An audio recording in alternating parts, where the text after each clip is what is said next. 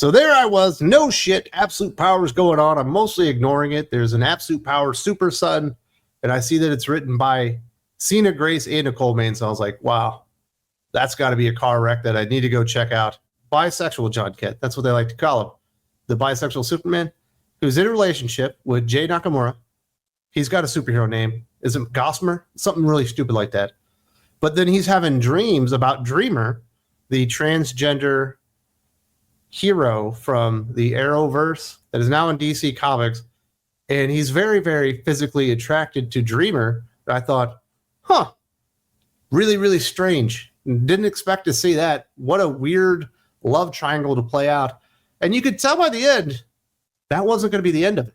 They're actually going to do something with this story in the future, likely including Nicole Maines. And then they threatened that they were going to do it.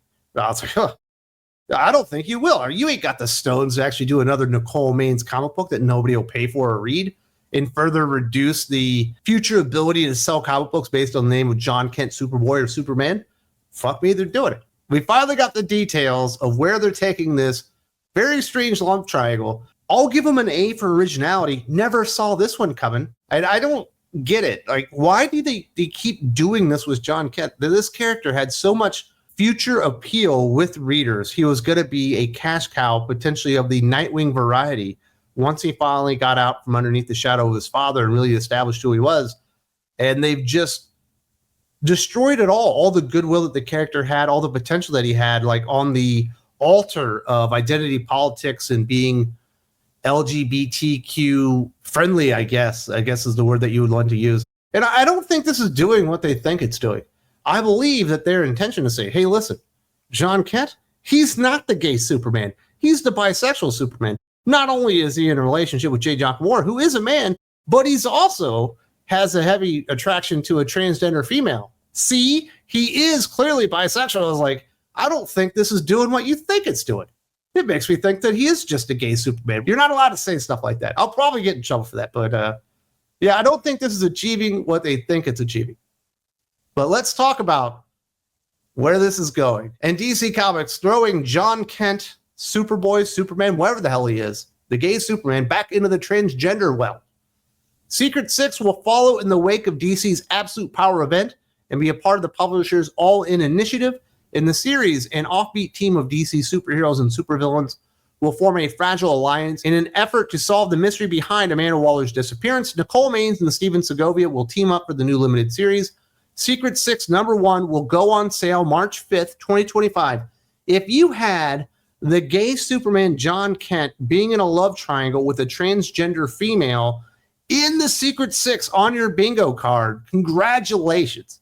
You are better at this than I am, because I just find it the oddest concept in the history of the world. I don't know why this book is being published, but then again, while I do like a lot of the stuff that DC's doing in All In, I kind of like the direction of Green Arrow. I'm marginally liking Nightwing, but I'm really enjoying Batman and Robin. Obviously, I really like Green Lantern right now. Superman's been good. There's some really good stuff going on at DC right now. A lot of this All-In stuff is kind of bullshit. Like, did you read Challengers in the Unknown this week?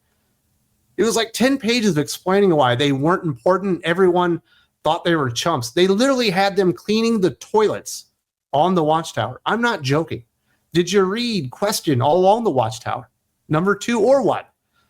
Not very, very good stuff. We've also got a Metamorpho book coming out that looks really, really strange. I don't know why they're doing that one. And now we're getting Secret Six, but it's no longer a villain group because in theory, 3 of the characters on it, Dreamer, Jay Nakamura, Gossamer, I think that's his name, and Jon Kent, Super something, gay Superman, are on the team, and they're going after Amanda Waller. And of course, it's written by Nicole Maines, who's not a comic book writer. The only reason Nicole Maines is writing this is I guess they felt bad. They're like, we kind of feel bad that we had to fire off a Supergirl. You know, she transgender. Let's give her a gig at DC Comics. Of course, she'll be able to write fucking superheroes. Of course, anybody that's ever actually acted in a CW Arrowverse show should know how to write a comic book. It's certainly proven out that she can't really write comic books. She's not as bad as like a Joanne Starer. She's certainly not as bad as like a T. Franklin, who DC also hired. So I guess maybe their standards are really low, but Nicole Maine's not a writer. getting another project at DC Comics. I feel bad for Steven Segovia. Steven Segovia is actually a really good artist. I love Steven Segovia. Like, I don't want to marry him or even do this with him, but I do love his art. I think he's really, really talented. So I hate to see Steven Segovia saddle down with something this stupid and pointless that nobody in their right mind is going to go out there and support or buy or anything like that. And you're just wasting a pretty darn good artist on that. So I feel bad for you, Steven. I hope that they're paying you a lot of money because you deserve it for being saddled with such an absolute shit comic book series like this one. DC's solicit for the new series teases that some of the publisher's youngest superheroes would team up with evil villains on their quest to find Waller, and they will have to carefully navigate their roles as the saga unfolds. In the wake of Absolute Power, the Justice League has returned. The war criminal Amanda Waller is in prison, and things are finally getting back to normal until Dreamer, Jon Kent, and Jay Nakamura discover that Waller has somehow vanished into thin air from her cell. With no leads and nothing but questions, the three are forced into an uneasy alliance with some of DC's most ruthless supervillains, Catman, Deadshot, Black Alice, to find Waller and reclaim the infinite trove of secrets locked in her head. What are we going to cut her brain open and do surgery? That doesn't even sound super heroic. But you know what else doesn't sound super heroic? Going out there and teaming with Catman, Deadshot, and Black Alice. How about this one? Is Deadshot still alive? Last time I knew, the fucking dude was dead. I'm pretty sure they killed him off a couple of times over the last decade. And the last I knew of it, he was dead, and his nephew Deadeye had replaced him as, like, not Deadshot, but as Deadeye. I don't think Deadshot's on the table. I'm pretty sure that guy's dead. Catman, kind of a joke character from like the 60s and 70s.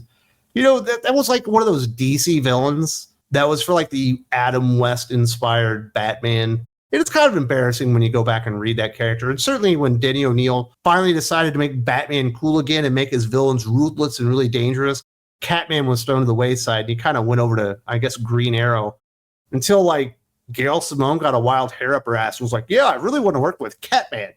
So whatever. Catman, I'm surprised he's in a series, but I guess if you're going to call it Secret Six, I believe he's been the leader of the Secret Six more than anybody else. So I guess that makes sense. Black Alice, whatever. Another one of those weird, I think that's a Gail Simone character. I can't remember exactly. Black Alice, not exactly an amazing character, but it's not exactly heroic stuff seeing heroes team up with all these kind of villains. But, you know, we saw the same thing in Superman Son of Kal-El, where like Jay Nakamura was basically working with all these terrorists and trying to blow stuff up because they're on the right side of history or whatever. So maybe they are villains or whatever, but it's just a means to do this Dreamer, Jon Kent, Jay Nakamura love triangle and find out, you know, who's John really into? Is he into Jay with the pink hair and the sassy attitude, or is he into Dreamer with, I don't even know what she's got going on. What is Dreamer? Such a weird, ill-defined character. I still don't know what Dreamer's powers are. I know she can go into dreams, and I've seen her have limits on her ability to go into dreams and kind of transfer her ability, but every time I see the character, that she's got like a new power in the dreams. And I'm like, I don't even know what the character does anymore. In fact, I don't really... Well, I think I know what Black Alice does. She steals magic wielders like magical powers. I don't know. I don't get it. You know, I love Jon Kent. In Super Sons, he was absolutely fantastic. The first terrible thing done to Jon Kent, obviously, was Brian Michael Bendis. Killed off the Super Sons, ages the character up. Who would have thought that would have actually been a high point for the character? Even going and enjoying the Legion of Superheroes, which didn't go all that well.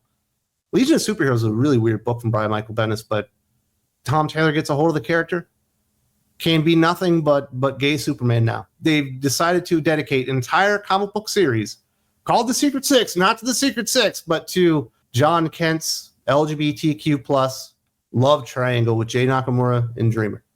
Written by Nicole Maines, not a comic book writer, a trans activist that played a trans character in a DC show on the Arrowverse once. And I guess that's all you need to do these days. And they're just wasting a guy like Steven Segovia. And you're just like, I don't know what to tell you. I don't know what to tell you, Tevye Smolka. I know you want the real version of Jon Kent to be there. To be a kid again and get to see him grow up. I've given you the blueprint. The real Jon Kent is still on Earth 3 with the crime syndicate being punished. And this Jon Kent was an imposter that they sent in there to try and infiltrate the Superman family, and actually he's a villain. They'll never do that because you can't make the gay Superman a bad guy.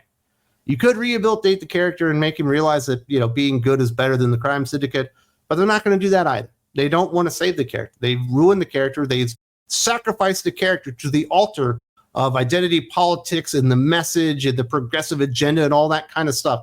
All the things that other companies are running away from right now because they've realized that it just turns people off and nobody wants to pay for this shit, DC and Marvel are still doing. They're so fucking far behind the times, and announcing stuff like this is just kind of embarrassing. And at some point, it does become embarrassing to be a fucking comic book critic or somebody that covers this stuff, or even one has to admit that he loves DC heroes and thinks that Superman is great, that I want to be into this stuff. They sit there and try to replace them all with, more inclusive, more diverse versions of everything to where nobody's special anymore. Nobody's unique except for Lobo. And even he's not special unique because you got Crush out there. And they did introduce an entire lost city of frickin' Zardians or whatever in that stupid Brainiac, House of Brainiac. What was it? I don't remember what it was at this point. It wasn't all that interesting. I'm embarrassed by comic books that they're still going down this well, while Disney is figuring out and trying to go the opposite direction. Warner Brothers figuring it out, going the opposite direction. Everybody figuring out none of this shit sells. But for some reason, comic books just can't fucking let it go because they're a bunch of morons. And that's why they'll never be able to fix this industry, because you have so many fucking idiots in charge of stuff where you get the Secret Six from Nicole Maines with a love triangle of Jay Nakamura, Jon Kent, and Transgender Dreamer. If you appreciate what I'm doing here, having a little bit of a breakdown, but obviously providing my honest assessment and insight into the comic book industry and this piece of shit announcement, the best place to support me is Think Critical Patreon. Lots of great stuff going on over there. There's a link in the video description, lots of podcasts. And if you're a free member, you don't even have to pay this upcoming week for Christmas. You'll get all the stuff that the paid backers on Patreon get. You'll get it all for free on Christmas week. You can check it out, see if it's for you. You just have to be a free member to get it. Hope to see you there.